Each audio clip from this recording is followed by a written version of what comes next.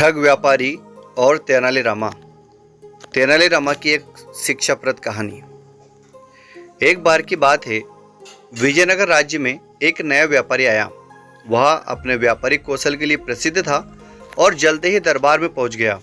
उसने महाराज कृष्णदेव राय से मिलने का आग्रह किया, क्योंकि वह अपनी असाधारण व्यापारिक योजनाओं के जरिए राज्य की समृद्धि बढ़ाना चाहता था। महाराज उसकी बातें सुनकर प्रभावित हुए और उसे अपनी योजनाओं को लागू करने की अनुमति दे दी। इस व्यापारी का नाम था धनराज। उसने कुछ ही महीनों में बहुत धन कमाया और राज्य में अपनी पकड़ मजबूत कर ली। धीरे धीरे लोगों के बीच उसके प्रभाव से डर भी फैलने लगा, क्योंकि वह अपनी योजनाओं में लोगों से अधिक धन वसूल करने के लिए चालबाजी करने लगा था।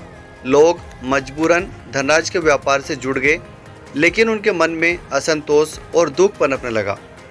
एक दिन तेनालीराम ने सुना कि लोग धनराज के बर्ताव से परेशान हैं और महाराज के सामने अपनी बात कहने से डरते हैं। उसने मामले की तह तक जाने का फैसला किया। तेनालीराम ने लोगों से मिलकर उनके अनुभव को ध्यान से सुना और महसूस किया कि धनराज सिर्फ अपने स्वार्थ के लिए काम कर रहा है और राज्य की भलाई के बारे में कुछ नहीं सोच रहा। तेनालीराम ने महाराज कृष्णदेव राय के सामने एक योजना प्रस्तुत की। उसने कहा, महाराज, क्यों ना हम धनराज की योजनाओं का आकलन करके देखें कि इससे राज्य को कितना लाभ हो रहा है। साथ ही हम उसे एक चुनौती भी दे दें कि वो अपने व्यापार में पारदर्शिता बनाए रखे।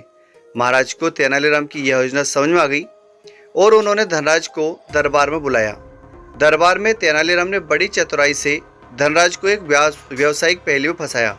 उसने कहा, यदि धनराज का व्यापार सच में राज्य की भलाई के लिए है तो वह हमारी एक परीक्षा में सफल हो सकता है।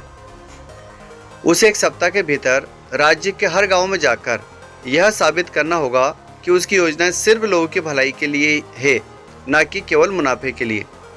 धनराज को यह सुनकर घबराहट हुई, क्योंकि उसकी सच्चाई अब सामने आने वाली थी, लेकिन उसने चुनौती स्वीकार कर ली।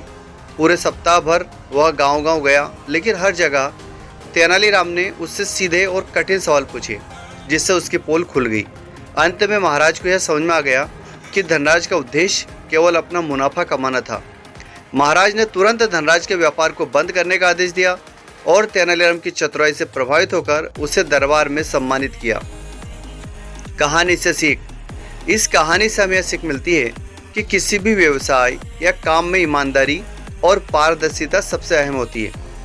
अपने स्वार्थ के लिए लोगों का शोषण करना अंततः आपको मुसीबत में डाल सकता है, क्योंकि सच्चाई कभी ना कभी सामने आ ही जाती है। साथियों, पूरी कहानी देखने के लिए आपका धन्यवाद। चैनल को सब्सक्राइब करें, लाइक करें और अपने दोस्तों को शेयर करें, ताकि आपके दोस्त आर के का हौसला बुलंद हो।